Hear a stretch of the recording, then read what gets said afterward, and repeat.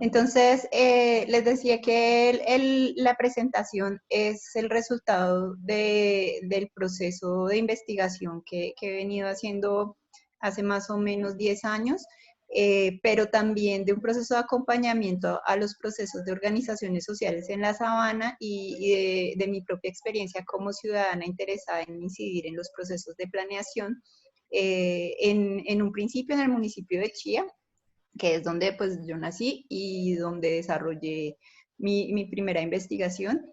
Y luego ya en el área del borde norte, donde estudié el conflicto socioambiental alrededor de la reserva Thomas van der Hamen.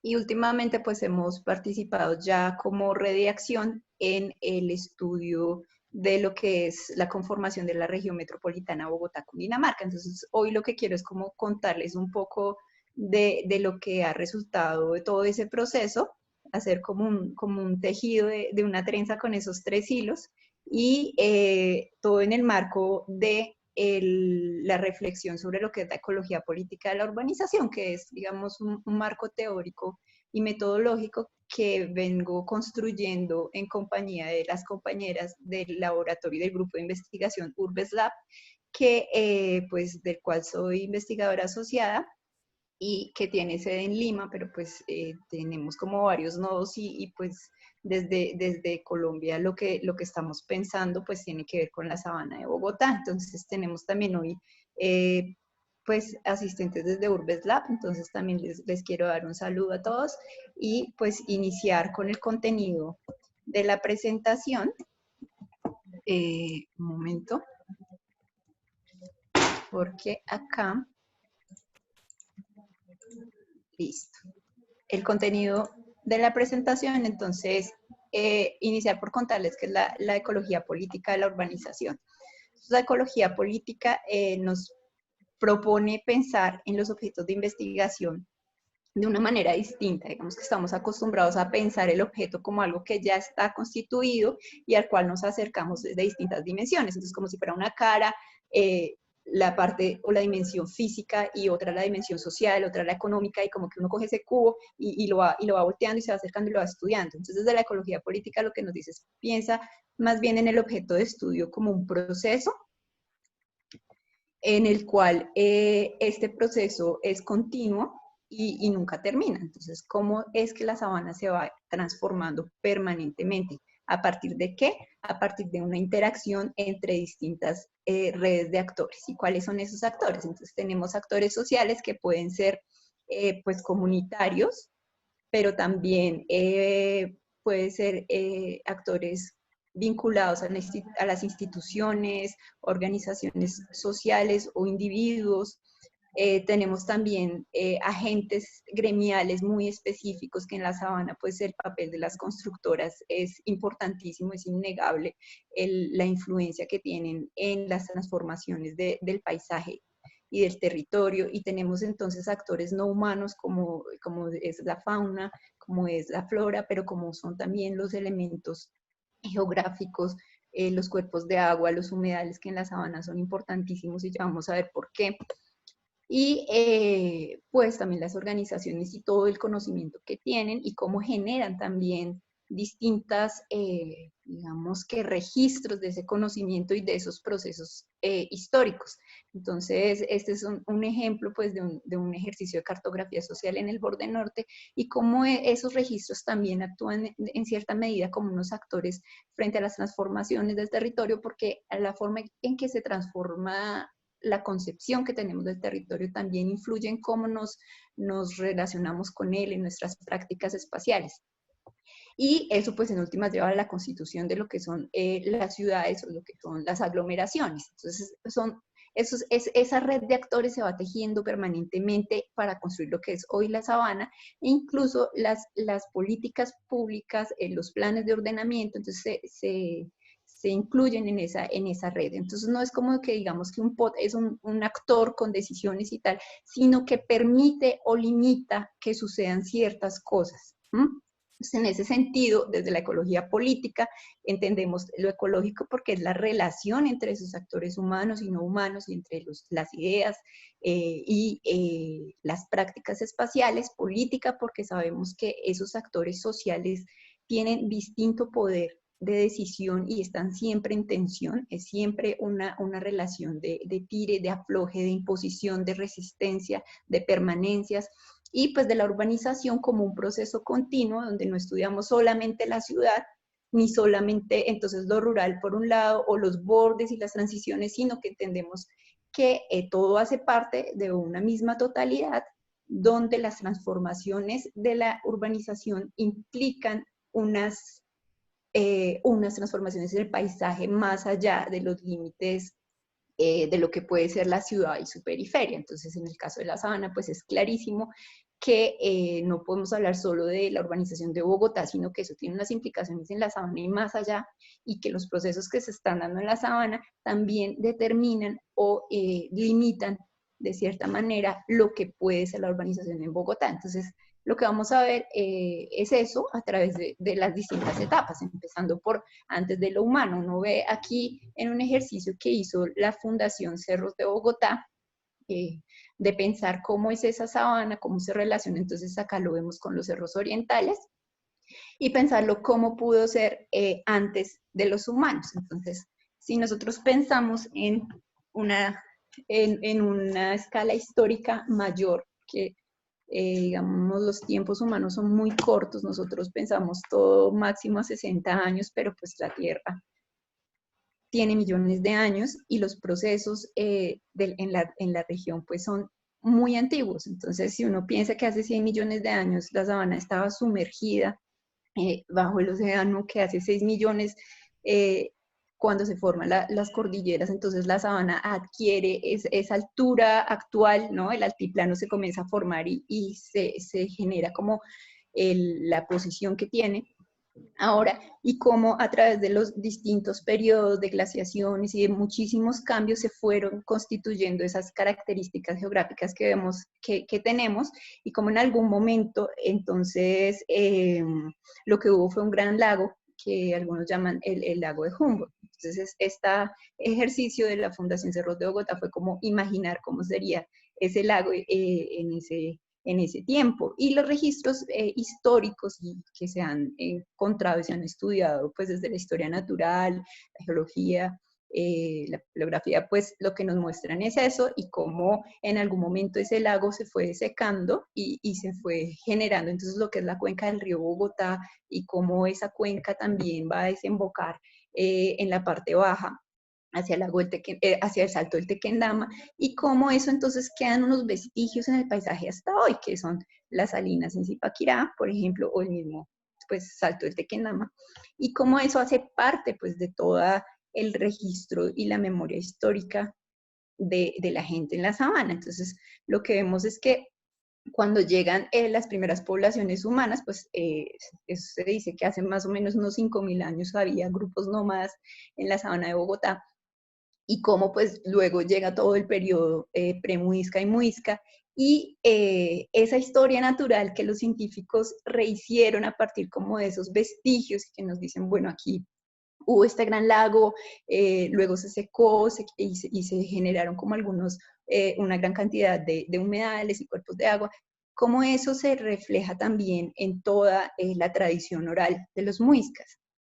Entonces tenemos en esta imagen, que me parece muy bonita porque después es Bochica, cuando la sabana pues estaba inundada, entonces los muiscas van y le dicen a Bochica como, ¿qué hacemos? Ayúdenos, y él abre como un hueco pues en donde empieza a desaguar esa inundación, pues se forma el Salto del Tequendama, y como eso también se relaciona con toda la historia oral sobre digamos, el origen del pueblo muisca con Bachué en las lagunas. Entonces es una relación muy cercana al agua, ¿no? El agua es una relación sagrada como una completa simbiosis de lo que eran los muiscas con el agua.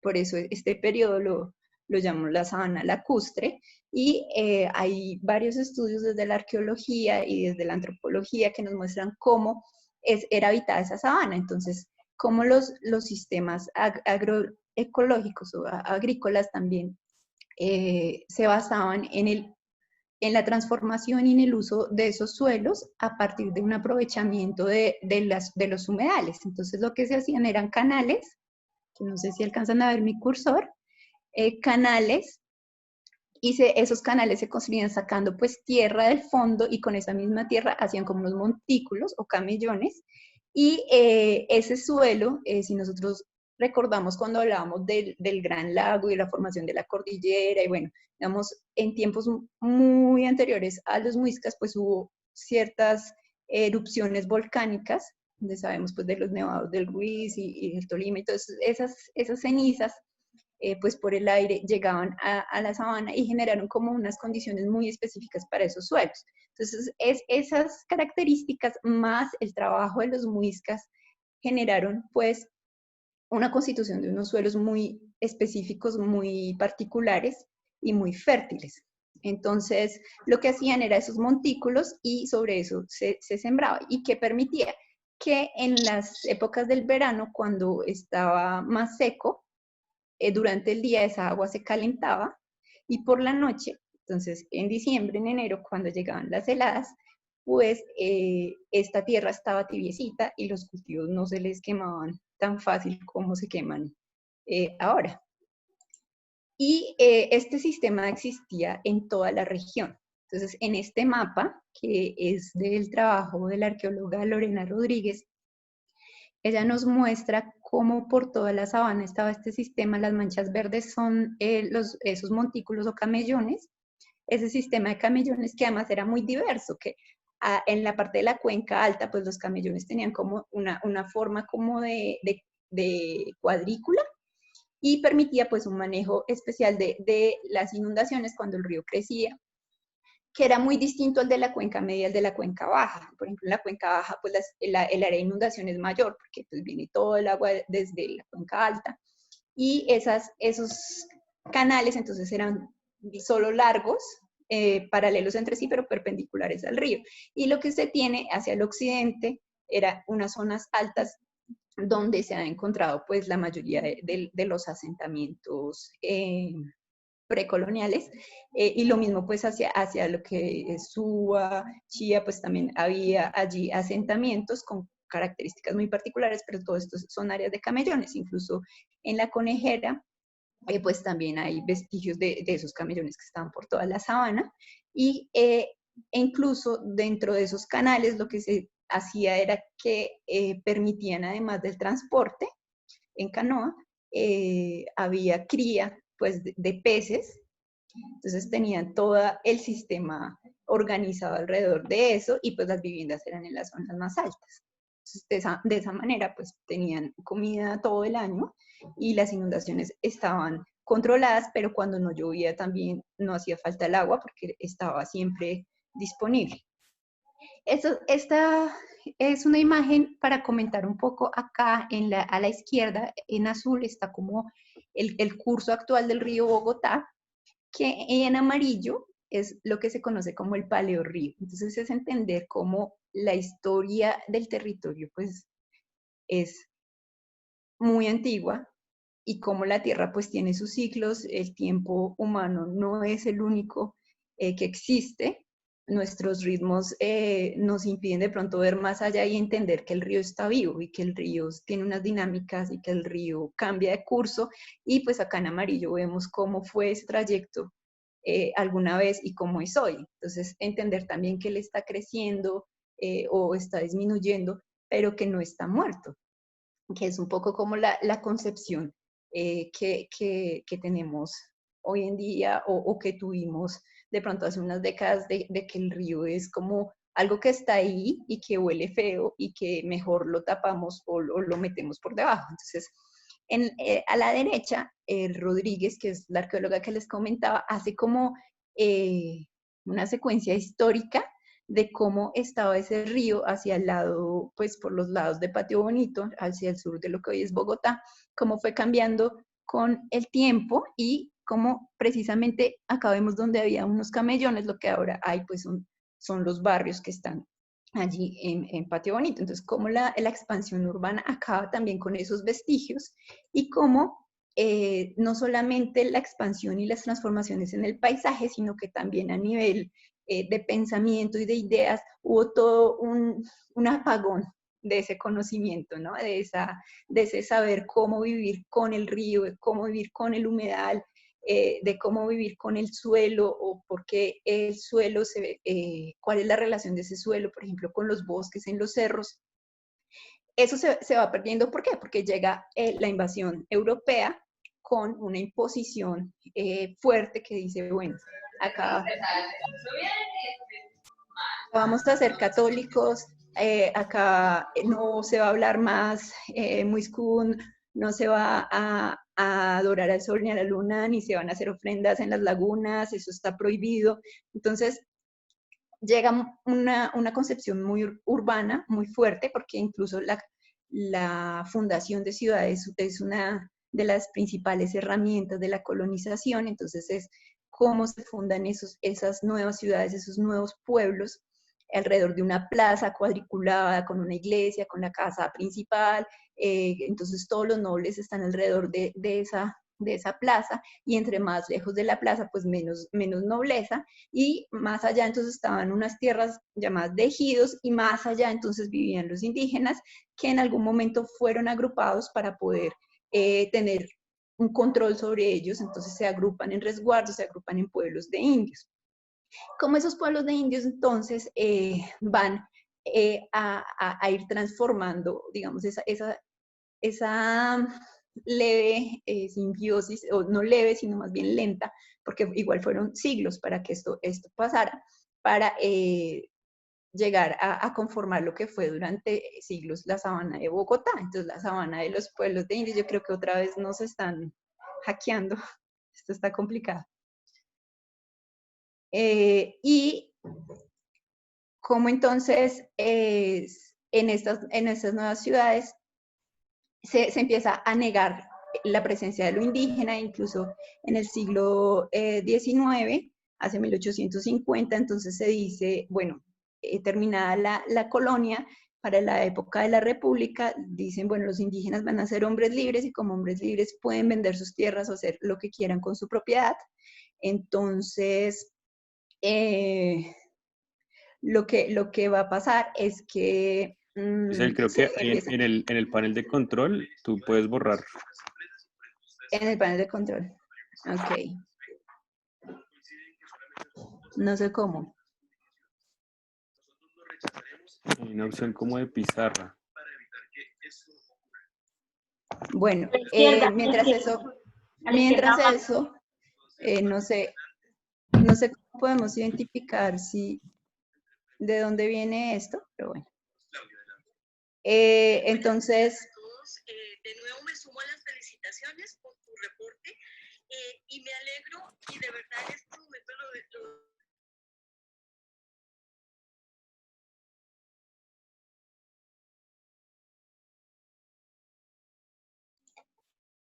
ok. ¿Aló? que en un primer momento debo Ya, reconocer. dale. Bueno, entonces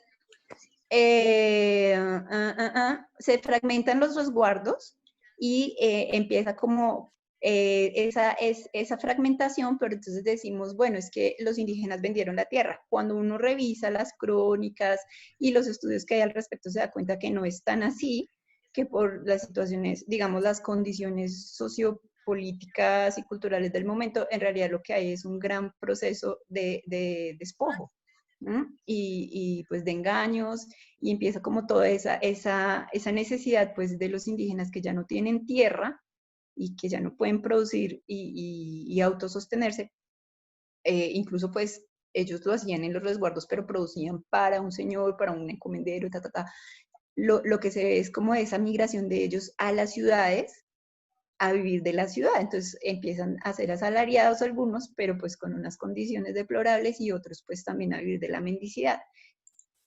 Entonces, la siguiente imagen es también como durante esa colonia, desde la colonia y con mayor fuerza en la República, la relación con los cuerpos de agua pues fue otra. Del sistema de camellones, eso ya se fue borrando, se fue perdiendo, se fue olvidando también ese conocimiento de cómo relacionarse con esos ecosistemas.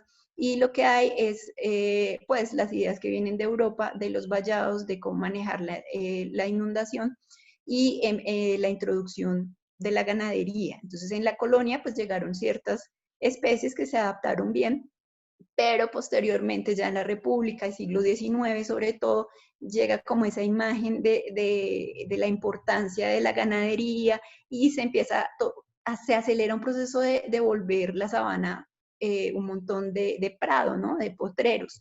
Y para eso hubo toda una intervención y una decisión de los señores hacendados. Recordemos que las haciendas en la sabana van hasta la mitad del siglo XX e incluso hasta hoy tenemos fragmentos de lo que fueron esas haciendas y muchas de ellas todavía son de las familias que las poseían en la colonia.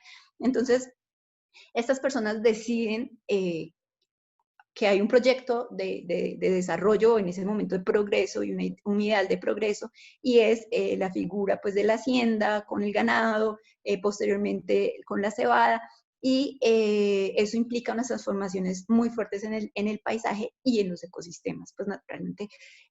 Una de ellas es la introducción de pastos, de variedades de pastos africanas, como el quicuyo, que hoy es la predominante, y la introducción de especies vacunas desde Europa y Estados Unidos, el ganado Holstein, por ejemplo. Entonces, eso genera unas transformaciones en el territorio.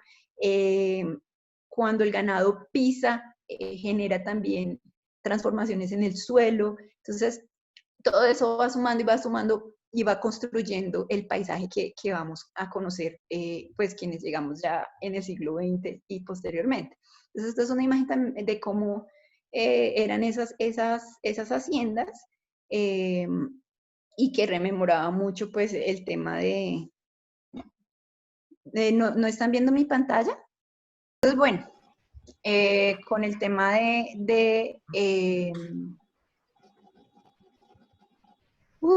ya olvidé en dónde iba. Bueno, de las haciendas. Entonces llega el siglo XX.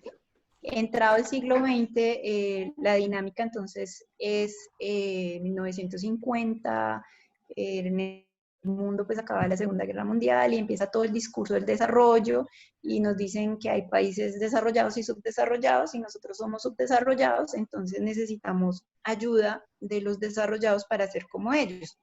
Y ellos entonces nos hacen distintos apoyos y entra toda la idea de la planeación para la inversión, de la planeación económica y vienen consultores y agencias extranjeras a pensarse cómo debería ser el país.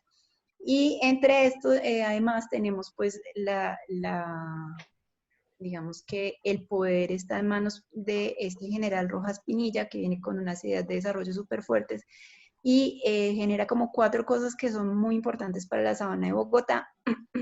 La primera es la autopista norte, que es esta foto es del archivo de Bogotá, de la autopista norte en los 50, como una línea recta, y esa línea recta corta lo que era el humedal que estaba allí, y que hacía parte incluso de la hacienda de Marroquín. Y porque allí pues había un camino en la antigua hacienda que ellos usaban, los dueños de la hacienda, entonces dijeron, bueno, aquí ya hay algo que puede funcionar como una vía, y entonces lo que hacemos es que hacemos la vía recta, y lo que se generó fue la fragmentación en lo que hoy conocemos como humedal Torca y humedal Guaymaral, pero que en realidad son un solo humedal, y que pues ese suelo es un suelo que es muy, digamos, muy permeable y por eso se compactúa muy fácil. Entonces, claro, el peso de todos los vehículos genera unos movimientos en ese suelo, ¿no? Digamos que a veces pensamos que el suelo está ahí ya, pero pues hay unas dinámicas también, ¿no? De esos no humanos que generan pues que la autopista pues se hunda y que además se quiebre el asfalto y que además se inunda cuando el humedal crece, cuando el humedal busca pues su territorio y lo reclama, y entonces estamos reparando la autopista y vamos de trancón en trancón, inundación en inundación, y es como la misma lucha que tenemos hasta hoy cada mes con el tubo en Chía, por ejemplo. Entonces es como esa negación de las dinámicas del territorio por desconocimiento, pero también por un poco como de terquedad, de imposición, de es que tiene que ser así, la autopista es por acá y debe ser así. La otra decisión que tomó Rojas Pinilla, pues es la anexión de los 6 municipios alrededor de Bogotá, que antes eran pueblos de indios. Entonces, tenemos pues Usaquén, Suba, Engativá, Fontibón, Bosa y Usme.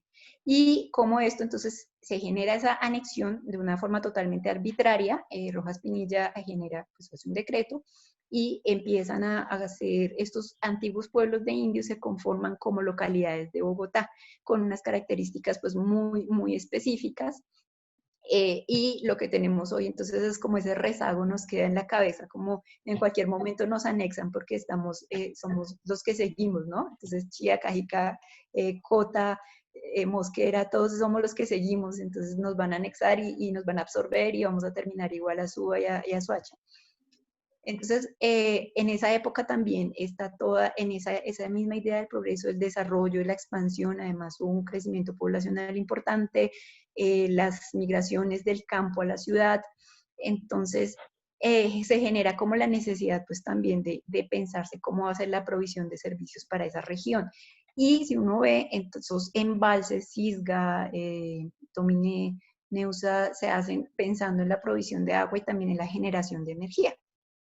Y pues son de esta época. Ya posteriormente, entonces se toma ya el agua del sistema Chingaza, que hasta hoy lo tomamos, y posteriormente pues ya todo el tema del sistema de la regadera, y que viene pues ya de la cuenca, esto ya es de la cuenca del Orinoco, y son los sistemas de aprovisionamiento que tenemos hoy. Mientras, digamos, vemos acá, son unas dinámicas muy particulares al norte y otras dinámicas hacia el sur. Al sur nosotros tenemos una geografía distinta, un clima distinto, el clima más árido, menos lluvias, un régimen de lluvias completamente diferente al que tenemos en el norte. Entonces, esta es una foto en la izquierda, donde vemos bueno, estos los llamaban barranquillas, que son como esos rezagos que quedaban en el paisaje de los regímenes de lluvia y de seca. Y esto es en el área de lo que hoy es Tunjuelo. Esto ya no existe, pero está el registro. Hay una tesis muy linda, digamos, que utiliza mucho los referentes de la ecología política de la urbanización, que es de Vladimir Sánchez del 2016, sobre el río Tunjuelo. Y nos cuenta cómo ese río pues, nace en el Sumapaz, y eso lo hace ser el río que nace a mayor altura en la región, y eso le da unas características particulares, entonces de ahí se genera mucha arcilla, mucho material. Con ese material se construyó gran parte de lo que es Bogotá hoy. Entonces, asociado a eso vemos entonces la generación de barrios obreros, que se tienen toda la relación con el río y con los materiales que se sacan del río. Entonces, claro, se generan esos barrios al lado de la ronda del río, y pues esos barrios se inundan. Entonces tenemos que son barrios populares, muchos de ellos por ocupación pues espontánea o por fenómenos asociados a la informalidad y a los piratas. Entonces, como también se genera la imagen del sur como donde están los barrios pobres, pero también donde se inunda, pero además donde, como ya es la parte baja, digamos, inicia la cuenca, final de cuenca media, digamos, viene todo lo que trae el río y toda la contaminación que trae ya desde arriba de la cuenca alta, pasando por todos esos municipios donde viene, y luego todo lo que le deposita los vertimientos de Bogotá. Entonces, claro, en ese momento el río ya viene muy cargado para, esto es años 50, pero de ahí en adelante con la expansión urbana, pues lo que recibe el río en vertimientos lo convierte en una cloaca. Entonces, ese es el imaginario del sur, también tiene mucho que ver con las transformaciones del río, con las transformaciones del paisaje. Y eso digamos que se replica en el tema de la sabana. Entonces, cómo uno se piensa al sur, cómo se piensa al occidente, al norte. Y lo que vemos entonces en esta gráfica es entre 1960 y el 89, cómo se cambia ese porcentaje entre lo que eran áreas de agricultura, que en los 60 gran parte de eso era cebada, pero había agricultura y había provisión, y lo que es las áreas de pastos, que para el 89 pues ya el 90% de esa sabana pues son praderas, y empieza todo el proceso pues digamos, esos procesos de especulación con el suelo, que primero convertimos eso en pasto, muchas veces en cultivos de flores, que desde los 60 entran con una fuerza increíble por toda la sabana y dentro de Bogotá, en Suba principalmente, y eso genera también unas transformaciones en el suelo. Estos cultivos, digamos, utilizan la mayor parte del agua es de los acuíferos, entonces cuando se seca el acuífero se acaba el cultivo y se van y aparece la banderita pues de la urbanización. Y como, bueno, tenemos entonces esos cambios en el paisaje. Hacia el norte es una cosa, esto es una foto ya hacia el área de Tabio Tenjo.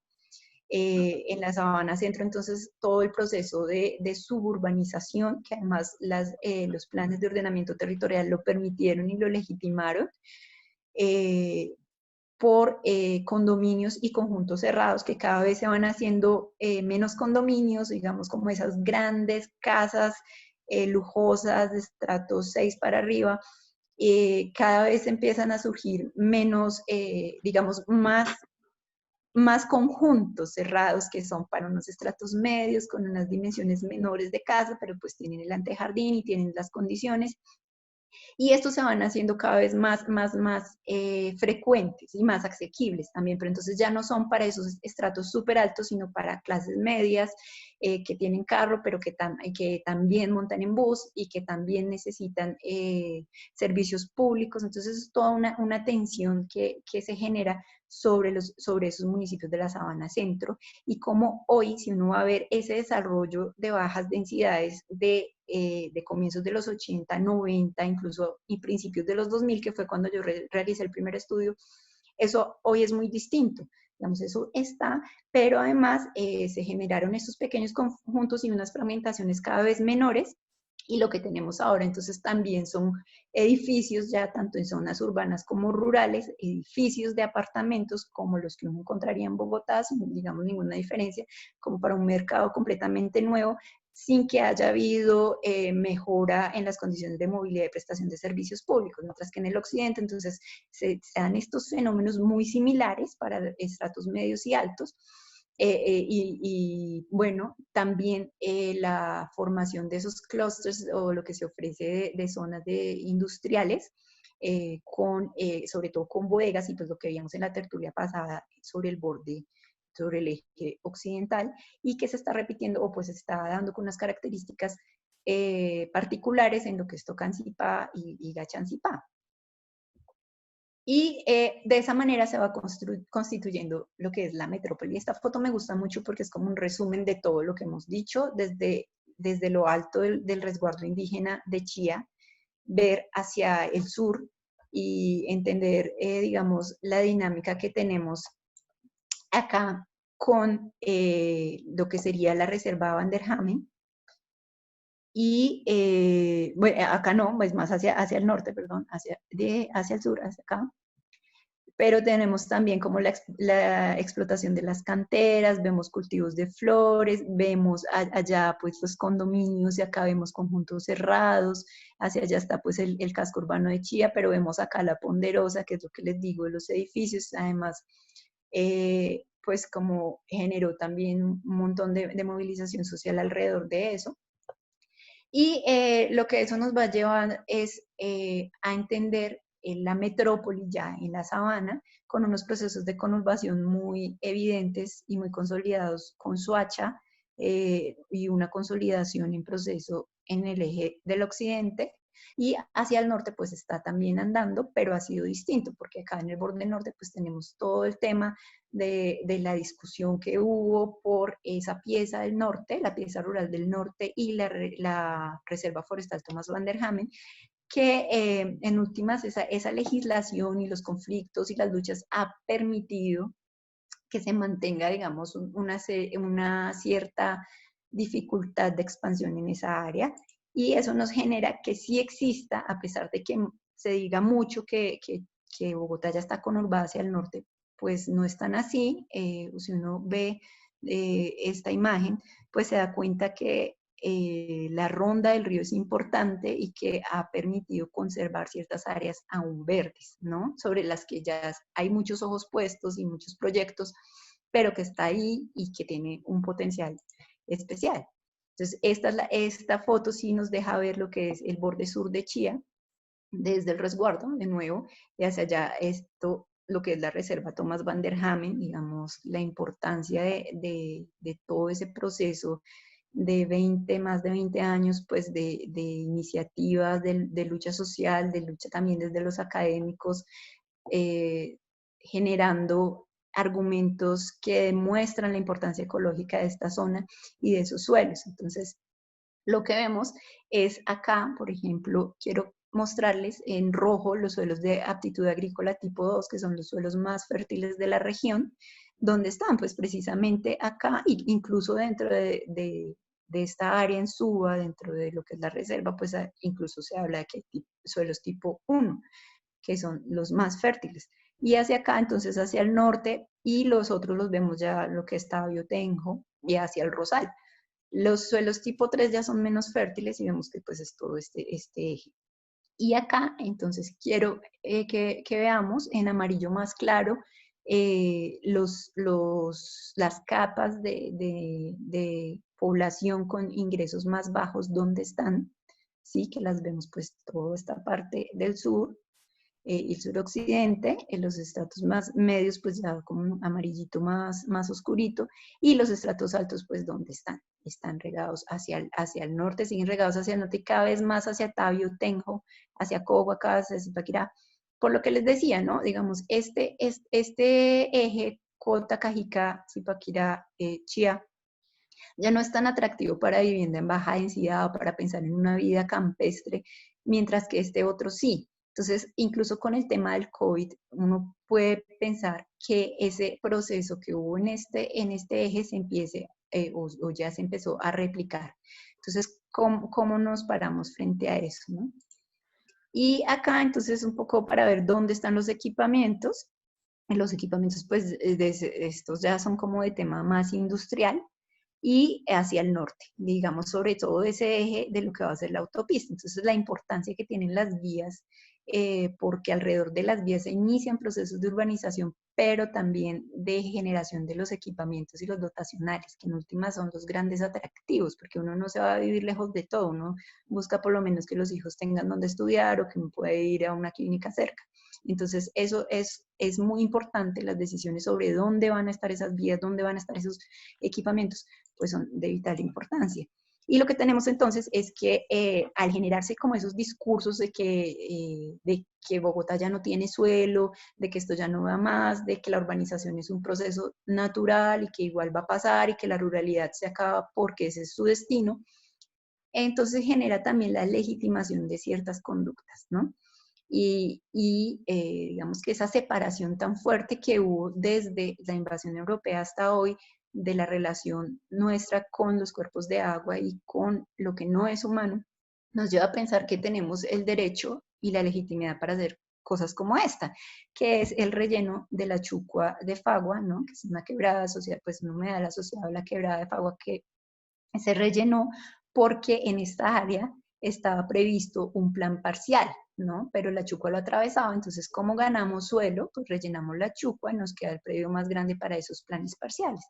Lo que pasaba es que ese plan de ordenamiento territorial estaba siendo demandado y de hecho estaba suspendido porque hubo toda una movilización social alrededor de eso, y este es un punto que yo quiero recalcar, ya estoy terminando, sé que está súper tarde, pero ya estamos cerrando, y es cómo esa movilización social primero generó que a partir de un trabajo fuerte, y fue allí donde nacimos como redacción, donde nos conocimos los primeros integrantes, pudimos buscar argumentos y hacer la suspensión del POT de Chía, y además encontrarnos con la gente de Fagua y conocer procesos de agricultura fuertes de ruralidad en Fagua y en Tiquiza, y de gente que está resistiendo como a esas imposiciones, y conseguimos que el plan fuera suspendido. Ahora queremos conseguir incidencia para pensar realmente qué es lo que queremos con el territorio a futuro y cómo esto no puede continuar pasando. Esta Chucuat hubo una movilización y se consiguió que la CAR hiciera detener el relleno. Sin embargo, hasta el sol de hoy esto no ha sido reparado, que es la obligación, y lo que se decidió desde la CAR es que los propietarios que hicieron esto deberían reponerlo pues pagando todas las obras necesarias, y hasta hoy pues no ha sucedido.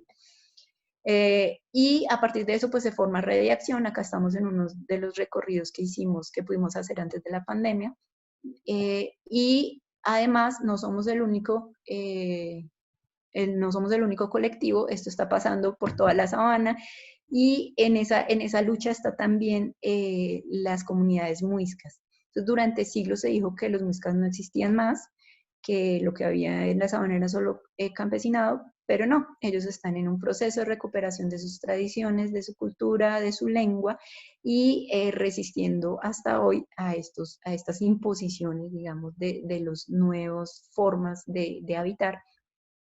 Y en esa lucha pues se han unido con los colectivos que les comento, que tienen, digamos, otros surgimientos, incluso con grupos de los ciclistas, tanto en Bogotá como en los municipios, y esto ha generado unas redes muy importantes, donde es como las voces que siempre han estado silenciadas o calladas o que a veces no se han interesado.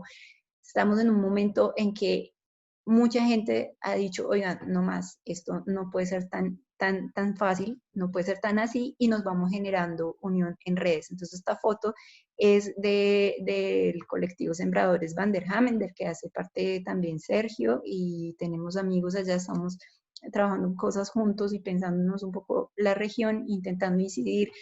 Y ellos hicieron también unión con la gente de No le saqué de la piedra a la montaña y de Cerro Seco, que es un área muy importante de un bosque ripario, que es un ecosistema muy, digamos, típico del sur de Bogotá, que es muy distinto a lo que uno ve, lo que les decía, en el norte, pero que también es de importancia ecológica, y que también tiene como encima los grandes pasos agigantados de la urbanización y de los lucros para ciertos actores muy específicos, y que esto tiene unas implicaciones muy grandes, pero también ha generado la movilización y la solidaridad entre las organizaciones.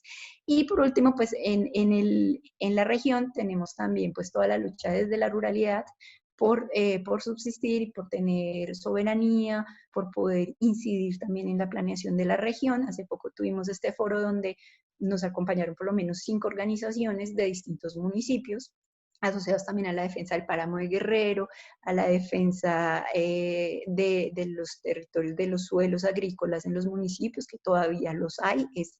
Es una mentira que cuando dicen que no hay suelos en la sabana o en los municipios alrededor de Bogotá, los municipios inmediatos, la hay, y hay procesos y hay gente que está trabajando allí, que está cultivando, que está vendiendo en medio de esta pandemia, y están ahí, y existimos organizaciones sociales también alrededor de eso. Está Alianza por el Agua, está las veedurías en Cota, están las mesas de la bicicleta, está el diplomado ambiental INVISI. Bueno, somos muchos los que estamos en eso, porque no creemos que este cuento que nos han dicho de que la conurbación es una cosa natural e imposible de evitar sea cierto. Esto es una imagen de un estudio que se ha entregado como el Atlas de las Aglomeraciones en Bogotá, y nos dice la conurbación al 2016 es la que está en amarillo, pero 2050 inevitablemente va a ser la que está en rojo, y esa conurbación pues lo mejor es ordenar desde ya cómo va a ser por dentro, y resignarnos. Entonces es como va a ser así, y simplemente no pensamos cómo creamos, cómo mantenemos acá en el norte esta reserva y cómo la ampliamos, o cómo hacemos para generar una armonización con los municipios y poder generar, digamos, cinturones verdes, unas transiciones. Digamos, no decimos es que no puede haber crecimiento urbano, sino que un crecimiento urbano que no sea tan resignado a continuar como viene, porque esto no está siendo, pues como se dice, sostenible, aunque no me gusta mucho ese adjetivo, pero pues a largo plazo pues no va para más. Y una de las formas de hacer eso es quitándole esa centralidad a Bogotá. Entonces, cuando hacemos un plan vial, vemos que siempre se piensa es cómo entramos y salimos de Bogotá, no en cómo conectamos estos municipios entre sí. Entonces, cuando uno ve el sistema vial, es todos los caminos conducen a Bogotá. Y está chévere, funcionó por un tiempo, ya no está funcionando. Entonces, ¿cómo podemos hacer para diversificar eso? Y ese es el gran reto de la región metropolitana, ¿no? Está la posibilidad, está la figura, mal que bien, digamos que el procedimiento no fue el mejor, pero está esa figura, entonces, ¿cómo la podemos utilizar? ¿Cuáles son esos criterios mínimos que debe tener? ¿Cómo se va a articular con otras figuras de ordenamiento? ¿Cómo vamos a participar como ciudadanía? ¿Cómo podemos hacer un observatorio, una veeduría? Todos esos puntos tienen que ser resueltos, ¿no? Entonces, la historia, que el resumen acá es que la historia pues no es una sucesión de etapas que se aniquilan, sino que hay pervivencias. El río está contaminado, pero no ha muerto del todo y sigue vivo y sigue cambiando y sigue dinámico. Por más que lo draguemos, él va a seguir moviéndose y puede ser que las obras de ingeniería funcionen por un tiempo, pero ¿hasta cuándo y qué implica para los ecosistemas que tienen alrededor? Los muiscas nos dijeron que ya no existían, pero ahí están, o ahí estamos, porque todos tenemos un poco en nuestra sangre, en nuestra lengua, en todo. Y cómo esta sabana todavía es lacustre, todavía es colonizada, todavía busca el progreso, todavía quiere ser competitiva y sostenible en medio de todo eso, negando que aún es colonizada, negando que aún es lacustre. Entonces es un poco esa tensión, ¿no? Lo que pasa en Bogotá pues afecta a la sabana y viceversa, no podemos pensarlo por separado y la conformación de una región metropolitana implica necesariamente cambiar el paradigma. Digamos, no podemos seguir pensando que es el camino fácil digamos, como la respuesta fácil es seguir la tendencia, entonces va a haber conurbación al 2050, seguimos haciendo todo como está, seguimos tomando las decisiones como las hemos tomado, hacemos los planes de ordenamiento como venimos haciéndolos desde hace 20 años, y que si no funcionan, pues no importa, porque no hay expedientes urbanos serios, no hay sistemas de seguimiento y evaluación serios, y porque a mucha gente no le importa, simplemente yo me compro una casa y vivo feliz o no tan feliz, pero pues no me importan las decisiones que está tomando el consejo, no me importan las discusiones en el Congreso, no me importa nada, simplemente me importa poder ir de mi casa a mi trabajo y que pues tenga donde comprar mi comida y ya. Entonces, ese es un camino muy fácil y es seguir por donde estamos y que haya conurbación y que en algún momento, pues, si se acaba el agua, la traemos de más lejos y pues pagamos más y quien tiene derecho a una vida buena es que tiene cómo pagarla y los demás no. O el camino complejo, que es lento, que es difícil y es entre todos nos ponemos de acuerdo, la trabajamos, lo pensamos, exigimos la participación, incidimos. Yo creo que esa es un poco la reflexión final y de esto se trata este espacio. Les agradezco mucho su atención, les agradezco también a Charo, sobre todo que la vi conectada, y a la gente de Urbes Lab por haber sido también espacio de reflexión teórica, pero sobre todo le agradezco a mis amigos de Rediacción y de los otros colectivos que nos acompañan y que pues seguimos haciendo red, seguimos tejiendo, entonces es eso. Giselle, muchas gracias por tu intervención. Creo que tu exposición nos ha dejado bastante, ¿cómo decirlo?, asombrados y con ganas de seguir luchando por la sabana de Bogotá. Creo que las personas que están el día de hoy conectadas, muchas tienen arraigo con el territorio, muchos vivimos en el territorio conocido como Sabana de Bogotá. Y pues comentarles también para las personas que no lo saben, Giselle es una firme activista de todos estos procesos de reivindicación municipal, puntualmente en el municipio de Chía, todo el tema territorial, defensa de lo rural y como ella misma lo comentaba, evitar que esos modelos quizás de planeación urbana que se han dado a lo largo del tiempo en Bogotá se repliquen en los municipios de nuestra Cundinamarca y de alguna forma se vayan vulnerando esas identidades y demás. Bueno, yo quisiera de alguna forma para abrir este ciclo de conversaciones y de intervenciones, bueno, recordarles a todos los asistentes, tanto en Zoom como en Facebook, que están abiertos, que está abierto el chat para que realicen sus preguntas, sus comentarios que quieran realizarle a Giselle. Y quisiera, digamos que comenzar esta conversación, esta tertulia, porque esta es una tertulia para que todos opinemos y charlemos. Tú mencionabas algo muy interesante y es que, a lo largo de la historia la Sabana de Bogotá ha experimentado una serie de cambios, de transformaciones con unos modelos europeos y demás, pero hemos visto cómo esa dicotomía entre sur y norte que se da en Bogotá incluso tiene que ver con el paisaje. Al norte tenemos un poco más un paisaje más quizás húmedo de bosque andino, y quizás al sur, hacia la parte de Soacha, tenemos lo que conocemos como bosque subxerofítico, condiciones más secas, más desérticas. ¿Tú consideras que de alguna forma estos modelos de crecimiento, por ejemplo, la instalación de macroproyectos de vivienda como Ciudad Verde para estratos quizás bajos, para personas de poco poder adquisitivo, también ha tenido, digamos, una relación con esos procesos de localización en esas áreas donde el paisaje quizás no es tan atractivo, donde el paisaje es desértico, quizás paisajísticamente no resulta tan atractivo para las clases altas? ¿Tú crees que eso tiene bastante que ver? Bueno, no sé si contesto de una vez o recogemos varias preguntas y... Pues si quieres ir respondiendo esta pregunta mientras las demás personas van formulando sus Sí, preguntas. y ahí miras en el chat, tal vez Claro que hayan sí, cosas similares que se puedan unir en una sola y las vamos sacando.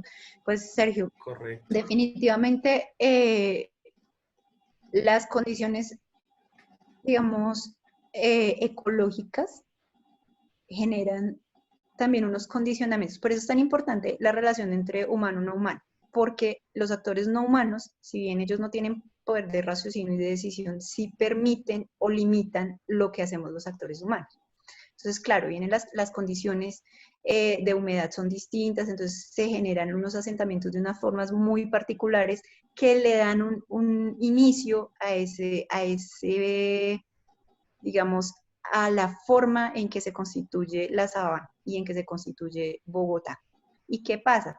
Que en ese marco se generan los procesos sociopolíticos y socioeconómicos. Entonces, lo que vamos a ver es que históricamente, cuando genera todo el tema del modo de vida asociado a lo que nos imponen con la invasión europea, se genera también esa relación con los ecosistemas de darle un poco la espalda. Incluso hay toda, si uno revisa los mapas, es muy interesante como a principios de la colonia, los mapas, pues uno ve como el que veíamos de las vacas, ve el agua, ve el río. A medida que pasa la historia, y esto ha sido estudiado por Estefanía Galini, por ejemplo, empieza a perderse, entonces ya no se ven los cerros en el mapa, se ve solo el plano y se ve solo la ciudad, y no la región, no la naturaleza, se borra la naturaleza. Entonces, eso por una parte, pero también tiene toda la idea de la propiedad privada. Y con el tiempo, pues también viene todo lo que es pues la consolidación del modelo capitalista, lo que viene a ser ya luego ese esquema de desarrollo y subdesarrollo. Entonces, todo eso genera unas dinámicas que hacen que se consolide ese sistema del mercado del suelo. Y el mercado del suelo básicamente funciona por localización. Entonces, el mejor suelo pues, es el que no se inunda, porque es el suelo para urbanizar, ¿no? Uno pensaría, claro, antes de esta concepción, esta forma de pensar, pues el mejor suelo sería el que me dé mejor comida, ¿sí? Pero ahora, pues lo importante no es eso, porque estamos pensando que lo que dinamiza la economía, pues es la construcción, es el desarrollo, que es el cemento, ¿no? Que es la idea que viene en los 50 ya más asociada como al nuevo jefe, ¿no? Que es Estados Unidos. Entonces, la idea de las carreteras, de no sé qué, que además eso tiene que ver con otras cosas, es como todo el tiempo yendo de escala en escala, pero entonces está asociado a que la ciudad tiene que crecer porque además impulsamos el transporte en carro, ¿sí? Y porque además estamos explotando el caucho de la Amazonía para que la gente ande en carro y para que se creen esas ciudades. Y además los consultores externos nos dicen es que hay que impulsar la urbanización, y esa urbanización entonces se impulsa con unas dinámicas de mercado donde los mejores suelos pues son unos muy específicos que van a ser al centro de la ciudad y hacia el norte. Entonces las primeras haciendas que se dividen son las del norte y tal, y los suelos que van quedando en esas condiciones que se consideran menos interesantes y tal, pues son los suelos más baratos. Entonces en últimas pues los suelos que se ocupan van a ser esos suelos, digamos, ¿sí? La gente que vive, que necesita vivienda y que la ciudad no se la ofrece, que no le ofrece condiciones, pues, ¿dónde vive? Vive en las rondas del río, donde se inunda o en lo que se considera lo peor. Entonces, cuando ya se trata de hacer vivienda social, la decisión entonces es dónde, si es que los suelos son caros, y si quien los hace pues son las iniciativas privadas. Lo que se hace es generarles unas condiciones. Además en Colombia todo se generó para que fuera el sistema privado y la bancarización. Entonces vamos a impulsar también el tema de los créditos, y los créditos fueron en tiempos de Lupac y tal, esos créditos fueron para clases medias, ¿sí?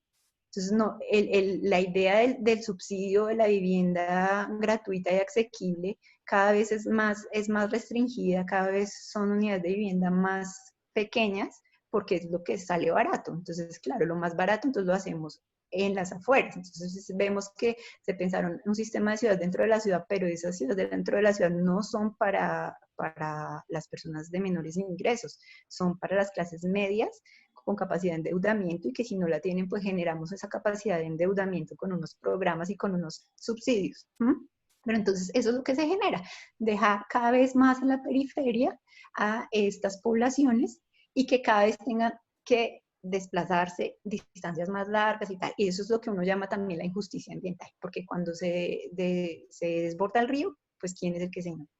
Cuando hay deslizamientos, pues a quién es el que se le cae la casa, ¿no? Entonces, cuando llega el COVID, vamos a ver quiénes son los que se están muriendo. Entonces, eso tiene que ver con la forma como se estructura la ciudad, con la forma como entendemos que funciona la economía y cómo creemos que deben ser los modelos de desarrollo, como pensamos a futuro también, es como un poco dentro de esa resignación, ¿no? Perfecto, Giselle. Muchas gracias y muy interesante lo que tú planteas respecto al tema pospandemia, cómo irá quizás a cambiar las lógicas en las cuales hemos realizado estos procesos de crecimiento y de expansión urbana. Bueno, antes de continuar con las demás preguntas, quisiera enviar un saludo muy cordial a nuestros amigos de Siembra Cota, que están muy pendientes de todos los eventos de redacción y de todos los comentarios. También enviar un cordial saludo a Jennifer. También nos saluda desde Bogotá, agradeciendo tu intervención. Nos comenta que ha aprendido mucho con tu exposición. También saludar a Carlos Mario López, quien te felicita también por tan valioso espacio. Dice que es importante integrar estas miradas del urbanismo y de la ecología política en estos tiempos. Bueno, continuamos con las preguntas. Luz Marina Rincón te pregunta, ¿cómo ves este escenario de la región frente a los retos que nos impone el cambio climático? Pues es muy complicado. Yo creo que no nos lo estamos tomando tan en serio como deberíamos, y que pues es necesario un poco escuchar más a las personas que están luchando por las ruralidades en la sabana, porque creo que ellos tienen mucho más claro cuáles han sido esas implicaciones del cambio climático, y entienden mucho mejor que cualquier otro lo que significa en términos de los ciclos y pues de los cambios que eso pueden implicar. Yo siento que si nosotros no entendemos cómo funciona eso de la estructura ecológica principal, si seguimos diciendo que es simplemente inventariar ecosistemas que nos parecen importantes, pero no entendemos las relaciones entre ellos, no vamos a poder estar prevenidos frente a las implicaciones del cambio climático. Creo que también esa idea de que la ingeniería y la técnica nos van a proveer todo lo necesario para afrontar ese cambio climático no es no es, digamos, tan consciente de lo que significa los imprevistos y las contingencias, ¿no? Creo que se nos ha olvidado de que lo tenía mucho más claro los muiscas, y ellos sí entendían lo que era como adaptarse. Nosotros simplemente queremos es imponer y adelantarnos para durar más. Todo lo pensamos como en términos de duración, pero como nuestra concepción es de vida humana, entonces nosotros no somos capaces de pensar más de 1 o 2 generaciones. Mientras que estos cambios, el cambio climático es una cosa que nos transvasa. Entonces, ¿cómo poder pensarlo más en términos de adaptarnos, pero no de forma impositiva, sino de una forma que comprenda mejor las dinámicas, no solo de la naturaleza, sino las nuestras? Entender que por más que hagamos intervenciones de ingeniería, si no afectamos de fondo la manera como funciona el sistema socioeconómico, pues esas intervenciones no van a generar los cambios trascendentales que uno necesitaría para generar esa adaptación al cambio climático. Perfecto, Giselle. Bueno, nos siguen llegando saludos. Sharo López te felicita por tu exposición. También, también nos saluda José Parrado. Un saludo a todos nuestros amigos de redacción. Y también Mauricio Betancourt te dice, profesora, muchas gracias por lo que nos has enseñado. Gracias. Bueno, continuando con las preguntas, Tatiana Martínez nos dice, desde tu opinión, ¿cómo se puede resolver la tensión de autonomía en la definición del uso del suelo versus el Estado como propietario del subsuelo? La pregunta. Pues yo creo que eso es muy complejo y yo creo que esa es una de las cosas más, digamos, más profundas para entender no solamente el tema de la sabana, sino de todo el país, e incluso más allá en nuestra América Latina. Entender eso es cómo es esa relación, ¿no? Es que esa idea de propiedad y cómo la propiedad del suelo y las luchas en este continente y en este país es por el acceso a la tierra, porque se entiende como la tierra como recurso y no tanto para, digamos que antiguamente y en una concepción en donde el Estado fuera o se plantea el Estado como dueño de esa tierra, tendría la decisión sobre esos usos.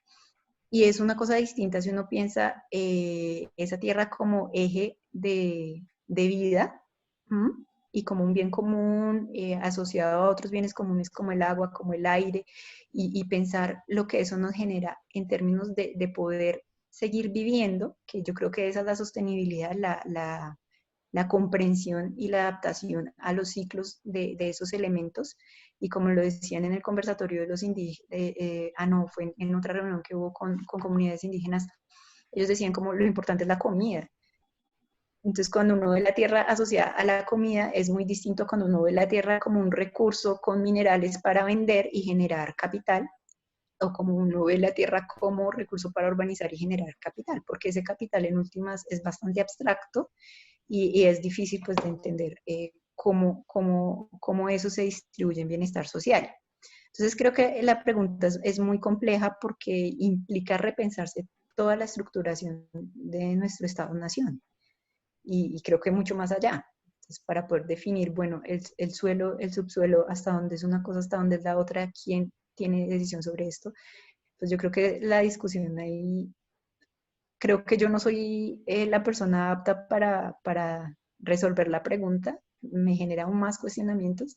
Es importante, creo que esa es la base de toda la ecología política, básicamente, es esa relación con los bienes que en algún momento fueron bienes comunes, pero que no lo son más y que cada vez son más privados y el Estado, lejos de ser un garante, se convierte entonces en un regulador a servicio de unos grupos específicos, ¿no? Y de una visión de lucro específico, esperando que en algún momento haya una redistribución de esas ganancias, pero que por siglos lo que hemos visto es que no la hay, sino que hay una apropiación e incluso una salida de esos capitales al extranjero.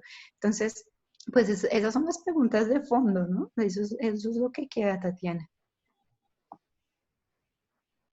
Listo, Giselle, muchas gracias. Quizás con el tema del subsuelo, de pronto, quizás hacer un comentario respecto a que la Constitución consagra que el dueño del subsuelo es el Estado colombiano, y quizás con el tema de últimamente las consultas populares, las consultas mineras, muchos alcaldes que están en contra de estos proyectos, por ejemplo, se me ocurre en este momentos el tema de Cajamarca, en donde el alcalde estaba del lado de la comunidad para evitar ese desarrollo minero, pues dijo, pues es que el Estado no solamente es el Estado central, entendido como presidencia, nosotros como alcaldes y como gobernadores también hacemos parte del Estado colombiano. Entonces, ahí es donde empieza un poco esa, digamos, donde quedan esos vacíos jurídicos.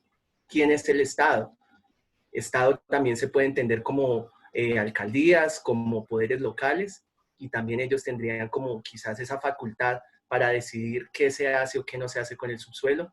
Entonces, de pronto ahí hay como ciertas tensiones frente a eso, y qué chévere que se abre el debate frente a ese tema, porque la verdad hay un vacío enorme frente al tema. Bueno, continuamos con las preguntas. Si le damos la palabra a alguien más para que sea más participativo. Claro que sí, vamos entonces a comentar qué alternativa a la lógica mercantil del uso del suelo se podría estudiar para las discusiones de la región metropolitana, y nos piden que les gustaría hacer una intervención. Creo que es Javier. Javier, adelante, si gustas hacer la intervención. Hola a todos, buenas noches, ¿cómo van? Pues lo primero, Giselle, gracias por la exposición, estuvo buenísima, como siempre, impecable. Lo segundo, pues la primera pregunta que acabo de leer, Sergio, pues la planteé yo. Creo que ese es un tema de discusión bien interesante porque pues estamos en una encrucijada y es, bueno, sabemos que hay un modelo que está completamente mal y obedece pues a esas lógicas de mercado, pero pues también se hace necesario entonces estudiar qué alternativas a esa misma lógica hay. Eso no es fácil de resolver y eso es toda una discusión, pero resulta bien interesante. Y por otro lado, quería llevar es un poco como el comentario a lo que hemos venido trabajando en las diferentes tertulias, y es que hemos tratado como de entender un poco pues todos estos fenómenos regionales en escalas. Entonces, desde lo que veníamos trabajando con Sergio, lo que nos comentó Ana hace 15 días, era lo que nos comentas tú, como que uno se va haciendo un panorama bien interesante de cómo ha sido pues todo este desarrollo y a qué obedecen, digamos, las diferentes configuraciones, dependiendo si el borde es hacia una parte de la ciudad o si es hacia otra parte de la ciudad, y cómo esto, digamos, se ve reflejado pues en lo que tenemos hoy en día. Y acá, digamos, el comentario es a entender un poco que si uno empieza a bajar un poco más la escala de lo que sería, digamos, también las afectaciones, si uno analiza los municipios de la Sabana Centro o Sabana Occidente, pues no solamente se están afectando en términos, digamos, del suelo y la capacidad agrológica o las condiciones medioambientales que, digamos, son completamente importantes y deberían ser como el eje estructurante para generar el desarrollo. Creo que hay que entender también es cómo las comunidades se afectan, y no solamente entendiéndolo en los términos, digamos, de las comunidades indígenas, sino también estos territorios pues que están en una transformación y están en unos fuertes cambios, pues cómo es que esto nos va a afectar. Esto, digamos, lo digo también un poco motivado por mi experiencia, porque soy habitante de municipio, y uno ve que, digamos, esta lógica de desarrollo y de urbanización de la sabana no solamente está generando, digamos, temas de segregación socioespacial propiamente, sino también unos temas de gentrificación y unos temas también de pérdida de identidad asociados, digamos, a estos modelos que son impuestos, que son esas mezcolanzas entre lo que creen y consideran que deberían tener estos modelos europeos que nos ponen versus lo que realmente queda. Yo siempre pongo un ejemplo cuando hablo de estos temas, y es como, digamos, los promotores inmobiliarios vendieron el proyecto de Ciudad Verde en Soacha, que lo comparaban con un proyecto que se llama Hammarby, que queda en Suecia, en dos contextos completamente diferentes, ¿no? Pero digamos, pensaban y los que promovieron este tipo de proyectos defendían abiertamente que es que esto iba a cambiar, iba a ser un modelo de desarrollo completamente distinto. Pero yo creo que pues no es suficiente, ahí han pasado cosas muy, muy complejas, y ahí sería, digamos, más que, digamos, como pregunta, sino como reflexión para todos es, pues, ¿cómo podemos generar un modelo de desarrollo urbano y regional que realmente logre entender cuáles son esas dinámicas locales que se deberían respetar? Si miramos nosotros la transformación de los últimos 20 años en Chía, pues esta fuerte urbanización que se ha venido dando, pues ha destrozado completamente estos contextos locales, ha destrozado barrios, y ahorita seguimos en esa transformación. Ahora estamos aumentando de escala, donde ya no son conjuntos cerrados de baja densidad en casas unifamiliares, sino ya son edificios de mediana altura en propiedad horizontal. ¿sí? Y esto lo que está haciendo es destruir vecindarios, bueno, y una cantidad de cosas. Y aquí lo que llama la atención es lo que siempre pasa en este país. Estas discusiones que se dan hoy en día en Colombia, pues en otras partes del mundo ya se dieron hace 40, 50 años, pero aquí seguimos creyendo que no, que las cosas como han pasado en otros lados no van a pasar acá, y eso es una preocupación de cara también a lo que va a pasar en la región metropolitana. Parte, digamos, del ejercicio que hemos hecho en Radiacción y de poder hacer como una red mucho más grande nos ha llevado a darnos cuenta que parte de lo que se está vendiendo como lo que debería ser la región ya ha fracasado en otras partes del mundo, y aquí seguimos creyendo que esa es la solución. Entonces, esto pues es como una invitación a todos para que pues desde la ciudadanía pues seamos mucho más informados, mucho más argumentativos, y esto digamos de cara a la construcción de esta oportunidad que pues nos estamos jugando la planeación de toda esta región a 30, 50 años, pues lo podamos hacer de una buena manera, pues, pero argumentada. Era eso. Gracias. Y felicitaciones, Giselle, por la exposición que estuvo de verdad buenísima, a pesar de nuestras fallas técnicas de hoy, pero impecable. Gracias, Javier.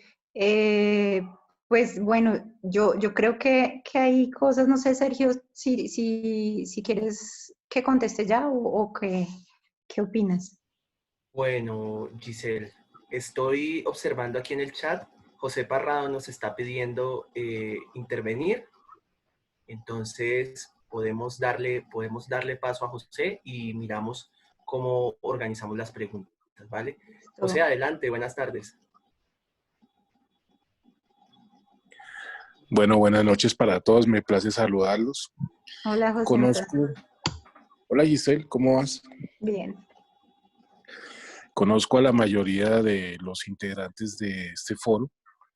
Veo igualmente algunas personas nuevas para mí, cosa que me complace profundamente porque veo que estos procesos que vienen adelantando algunos compañeros de luchas pues siguen enhiestos, siguen adelante como obviamente sabía que iba a suceder. Y digo siguen adelante frente a algunos antecedentes en los que no quiero extenderme ahorita. Algún día tendremos la oportunidad de pronto de hablar sobre esa historia reciente de luchas que Giselle ya mencionó en su exposición, la Chucua, el POT, uh, los temas de movimientos que llaman algunos de resistencia frente a temas de conurbación, de afectación ambiental, etcétera. Solo digo que no quiero extenderme en recapitular en este momento esos esfuerzos que algunos hemos hecho, sino mi intervención es meramente para comentarles a todos los aquí integrantes de este espacio, que algunos que decidimos asumir la lucha política y asumir estos espacios desde una perspectiva de la política, si ustedes quieren, incluso electoral, pues en los últimos meses hemos asumido algunas responsabilidades, en mi caso como secretario general de la alcaldía de Chía. Y ahora como secretario general de la alcaldía de Chía, recién aprobado el plan de desarrollo municipal, pues me han delegado como responsable de los temas de integración regional y los temas de coordinación de la sentencia del río Bogotá, como responsable del municipio de Chía, digo de la alcaldía de Chía, en esos temas. Así que en nuestro plan de desarrollo quedaron esas dos metas que hoy en día son parte de las intervenciones que hacen todos y que de alguna manera permanentemente Giselle tocaba en su exposición. Dije que solo tomaba la palabra para decirles que dentro del plan de acción que nosotros tenemos establecidos está la procurar encontrar unos espacios como estos y aún más amplios que permitan, ya con cierto apoyo a la institucionalidad, por lo menos mientras yo me encuentre en esos escenarios, poder ampliar estos espacios de manera metódica, sistemática, organizada. Y mi invitación es para que, lo voy a decir como lo pienso, para que aprovechemos, ya que hay como esas empatías y esos antecedentes mutuos de trabajo, para que aprovechemos estos espacios hoy que vienen desde algún espacio de institucionalidad, la Alcaldía de Chía, para hacer un trabajo conjunto. Me gustaría que le he venido diciendo a través de Javier, le he venido enviando el mensaje a algunos de ustedes, a Luz Marina, a Carlos Mario, a ti y chévere, estos compañeros que repito no tengo el honor de conocer, para que busquemos cómo nos valemos de estos nuevos instrumentos que tenemos hoy desde la Alcaldía de Chía y ampliemos estos espacios, tanto de investigación, tanto de, ¿cómo se llama?, de capacitación, de pedagogía, pero también de intervención a través de estos precedentes entonces investigativos y de participación ciudadana para llevarlos a los escenarios que correspondan. Entre ellos, el que se nos viene muy pronto, tal vez a comienzos del próximo semestre, que es la ley orgánica que reglamenta el área metropolitana. Y además acompañarlos de los espacios como el Comité de Integración Territorial, la Región Administrativa de Planeación Especial, los mismos espacios de integración de los municipios, en el caso de nosotros de la Sabana Centro, etcétera. Yo no quiero extenderme, era todo lo que quería decir. Lo que quiero, si me logré expresar bien, es que encontremos la forma de aprovechar estos espacios que la institucionalidad hoy nos está permitiendo para que desde ahí profundicemos estos trabajos que creo que van en la línea correcta y que obviamente son, por lo menos para este servidor, hoy secretario general de la alcaldía, de toda la empatía, de toda la simpatía, que van en la misma línea de las luchas que hemos dado y por las que pues seguimos en la misma tónica. No era más, de verdad que felicitaciones a todos, felicitaciones Giselle, y cuenten conmigo y cuenten con la Alcaldía de Chía en lo que consideren para que sigamos trabajando en esta línea. Muchas gracias. Gracias, José Antonio. Bueno, muy importante tejer esas alianzas entre institucionalidad y ciudadanía. Qué interesante y qué importante generarlas. Bueno, siguen llegando los saludos. De parte de Nixon, pues también obviamente te felicita y también realiza un comentario frente a la intervención. Comenta que es muy importante que el discurso del desarrollo urbano no se limite solo a Camacol y los estudios que ellos hacen, sino que hagamos entre todos un ejercicio de ver estas cosas de una manera más técnica y más académica.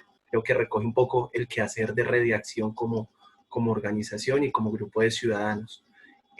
Julio Huasca también nos menciona, bueno, antes de Julio, Ana Milena Ramos también nos comenta, muchas gracias a Giselle, excelente exposición, la profundidad con la que abordas los diferentes temas de la Sabana de Bogotá, comenta que definitivamente somos unos depredadores del espacio y aún podemos entre todos salvar el territorio. Quiere hacer una intervención, entonces pues Ana Milena, adelante. Muchas gracias. Hola. Hola, buenas noches a todos. Giselle, muchas gracias, muy interesante, como siempre, como abordas desde tu disciplina el territorio, es demasiado interesante, muchas gracias. Entendí muchas cosas que tal vez parecen obvias, pero tienen mucha más profundidad de lo que tienen. Entendí la importancia de los camellones en la sabana, me parece que es un amplio, hiciste un amplio espectro y un trabajo muy, como siempre, impecable de cómo entender el territorio a través de ellos. Me parece muy interesante las comunidades indígenas porque definitivamente son las que nos dan el arraigo, nos dan como esa esperanza de entender que si venimos que si tenemos, definitivamente tenemos todo para tener herramientas de arraigo muy interesantes y da mucha esperanza de que aunque hay cosas que ya, o los camellones ya han desaparecido, el territorio tiene mucha fuerza aún, la sabana tiene mucha vida, mucha agua, muchas montañas y que nosotros definitivamente como colectivo, como ciudadanos, como pobladores, tenemos que aprovechar, tenemos que verificar tantos, digamos, cambios que han ido en el territorio, que de pronto observo mal fotografías aéreas y encuentro mucha similitud en la sabana de Occidente, sobre todo hacia Fontibón, unos camellones muy bonitos que tenía la sabana a principios de siglo y que incluso hasta casi los años 70 se seguían conservando, pero pues que ya definitivamente no existen por la intervención del aeropuerto El Dorado y otras cosas. Pero pues muchas gracias, entendí realmente esa dinámica territorial indígena tan eh, espectacular, porque es que no hay palabras para expresarlo. Definitivamente eh, la academia nos da unos espectros mucho más amplios de los temas y pues como ciudadana, como habitante, te doy muchas gracias porque realmente explicas la dinámica indígena y todo el arraigo y todo el tema geográfico tan interesante y cómo los indígenas se apropiaban del espacio de una forma tan interesante y tan bonita que hemos perdido por esas dinámicas de urbanización tan fuertes que hay y por los intereses de unos pocos, porque pues realmente somos muchos más los que queremos el territorio. Muchas gracias, Giselle, por Gracias todo. a ti. Chao. Chao. Bueno, muchas gracias, Ana María, por tu intervención. Ana Milena, perdón. Aprovecho para darle la palabra a Julio Huasca, quien también te felicita por tu intervención. Adelante, Julio. Bienvenido. Buenas noches, pues de nuevo reiterar mi felicitación a la profesora. Creo que su exposición ha sido verdaderamente muy bien ilustrada y creo que nos abre un espectro, un horizonte de análisis y de reflexión muy amplio. Yo creo que digamos que cada punto que tocó en la exposición da para abrir otra serie de diálogos y de debates. Incluso también en la parte final me hace pensar en un texto de Henri Lefebvre que se llama La producción del espacio, porque verdaderamente la sabana de Bogotá se ha vuelto una mercancía en diferentes aspectos, ¿no? Tenemos la zona franca, tenemos la gran cantidad de edificaciones que se construyen en Fontibón, en Funza. Aquí en Soacha prácticamente hemos perdido todo nuestro espacio natural o nuestras reservas naturales porque pues, se han construido infinidad de proyectos urbanísticos. Los más sobresalientes de ellos son Ciudad Verde y Hogares Soacha, y tras del hecho se pretende, porque esta semana precisamente se desarrolló una charla entre la alcaldía y unos constructores pues para seguir aumentando más la proyección urbanística en el municipio, y eso a nosotros los soachunos nos ha dejado una serie de connotaciones bastante negativas en el espacio, porque pues se han desecado humedales e incluso las montañas que circundan nuestro municipio han sido explotadas pues para sacar una gran cantidad de materiales de construcción, especialmente arena y grava. Y lo más, digamos, complicado de este asunto es que en esas montañas hay rocas con arte rupestre, o sea, eso fue corredor indígena. Y en San Mateo, pues yo creo que para los que conocen Soacha, ahí cerca de Unisuro, la estación de San Mateo, es en la parte de atrás, todo eso fue corredor indígena, pero también ha sido explotado. En los años 70 habían 40 rocas o 35 rocas con arte rupestre, y hoy quedan 5, porque las demás las han volado precisamente para sacar materiales de construcción. Entonces yo creo que esta exposición que la profesora nos hace de manera muy amplia nos invita a pensarnos precisamente la sabana de Bogotá también en unas dimensiones en la que el espacio se viene consumiendo poco a poco, se viene mercantilizando y que entre otras cosas pues genera una serie de tensiones o de conflictos espaciales, ¿no? Hay una lucha por el espacio, una lucha entre los proyectos urbanísticos, entre los que queremos una ciudad ambientalmente sostenible, hablando de la sabana de Bogotá o hablando de los municipios vecinos, porque Soacha, porque Zipaquirá, porque Chía, prácticamente ya son ciudades, ¿no? Por lo menos desde la perspectiva poblacional. Y ya pues para ir concluyendo también mi intervención, es importante, por lo menos que eso es un tema que nosotros trabajamos acá en Soacha, nosotros trabajamos la pedagogía del territorio. Chévere pensarnos, por ejemplo, en una pedagogía de la región y esperar que cuando pase este tema de la pandemia, pues de verdad podamos seguir fortaleciendo estos lazos que venimos construyendo en espacios como los de esta noche. Y no sé, en ese grupo que ustedes tienen, también se piense la idea de crear una pedagogía regional con, no sé, con, por ejemplo, mapeos colectivos, para ver cómo nos pensamos la región, ¿por qué no con salidas de campo? Una cuestión muy pedagógica. Lo digo yo porque pues también soy profesor de un colegio, entonces ese tema pedagógico me trastoca muchísimo.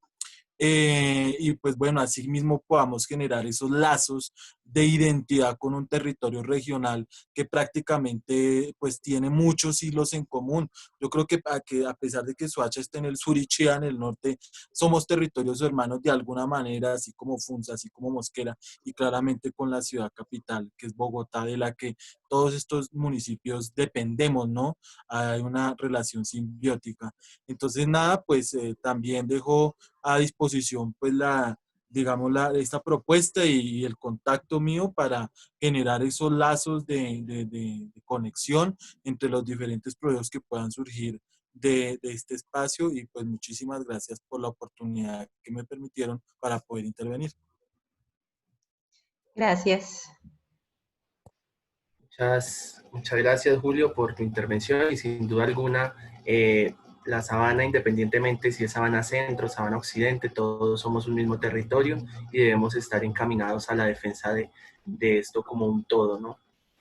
Bueno, hacer un comentario a quienes están por primera vez participando de este espacio, los invitamos a que nos sigan en redes sociales, nos pueden encontrar en Twitter como @redacción, también a través de nuestro correo electrónico redaccion.rm@gmail.com y pues obviamente en Facebook también nos pueden encontrar.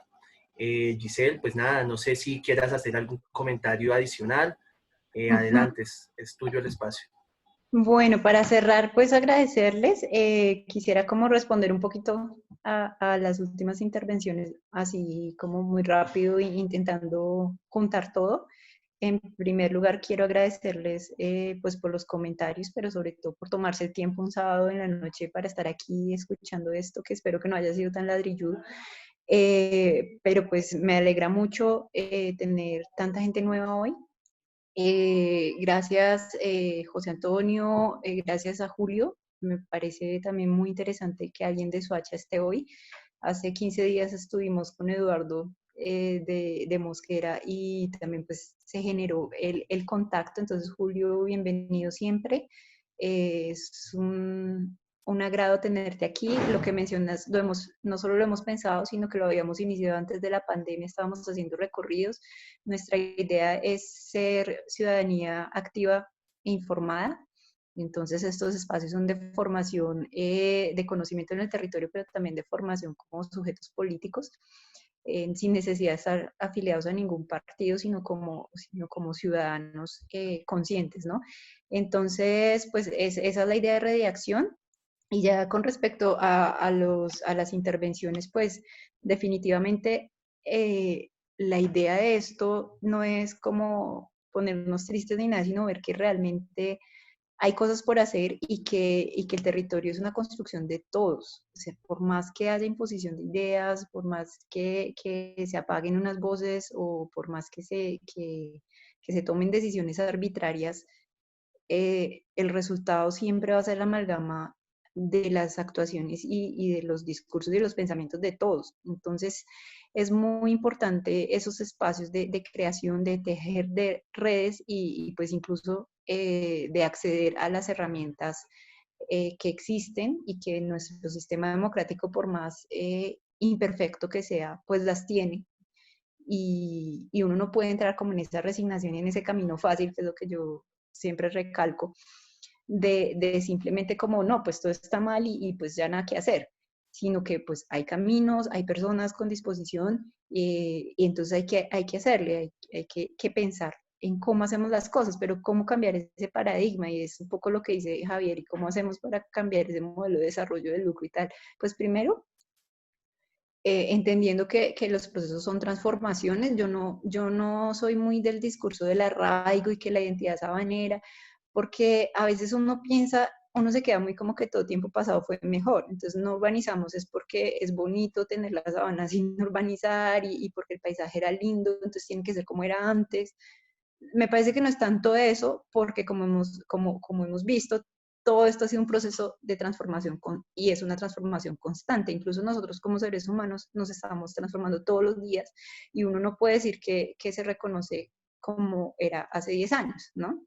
Puede ser que uno cambia, su forma de ver el mundo cambia y asimismo el territorio también se transforma y todos esos actores en todas esas relaciones, al entrar en interacción ya hay transformación.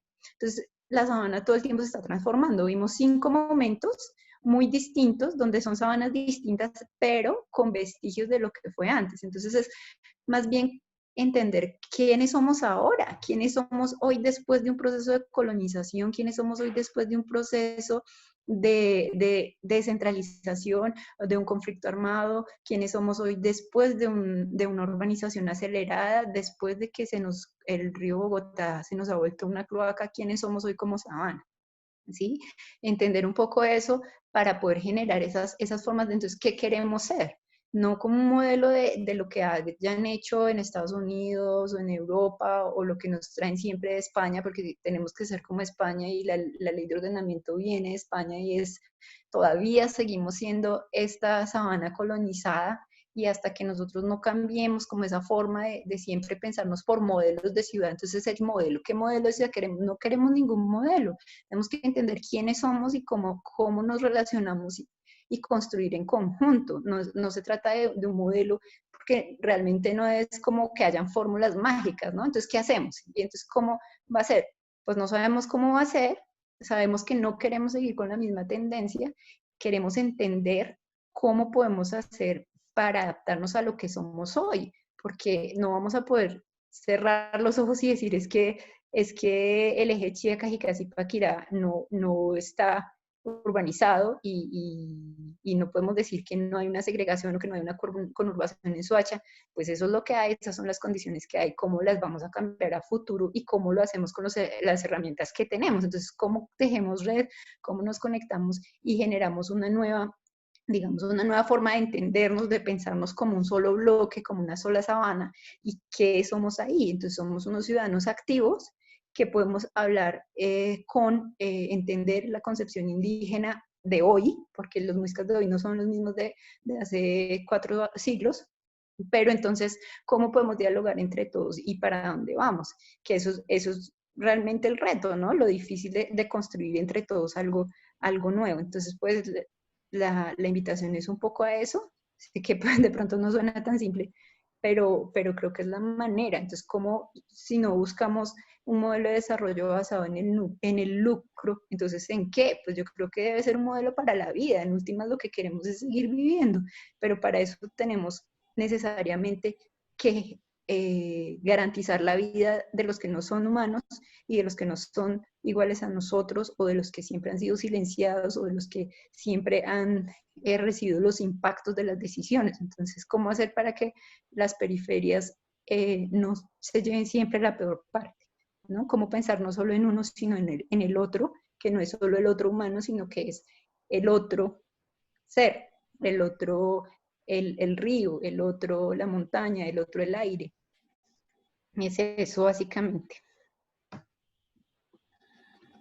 Bueno, Giselle, pues yo creo que ha quedado bastante claro, ha sido bastante completa la intervención y pues volver a agradecer a las personas que por primera vez se conectan a las tertulias de redacción. Recuerden que este es un espacio de divulgación y aprendizaje continuo. Comentarles que cada 15 días el colectivo Redacción está realizando una serie de tertulias en las cuales tratamos de abordar diferentes temas de interés relacionados principalmente con la sabana de Bogotá y pues toda el área circunvecina. Aprovecho para invitarlos a la próxima tertulia, la cual va a ser el próximo 15 de agosto en el mismo horario. Esta tertulia va a ser dirigida y presentada por Fabián Aguilera y va a tratar el tema del borde urbano como territorio complejo. Entonces, muy interesante, temas que siguen llegando a redacción. Giselle, muchas gracias por la exposición y pues nuevamente felicitarte por tan buena ilustración de todos estos temas de la sabana de Bogotá. Gracias a todos y todas, Sergio. Muy chévere la moderación. Nos vemos en la próxima tertulia. Claro que sí, Gisela, a todos gracias y pues que tengan una feliz noche. Hasta luego. Bueno, gracias a todos. Chao. Muchas gracias, hasta luego. Muchas Chao, gracias, gracias. gracias, gracias.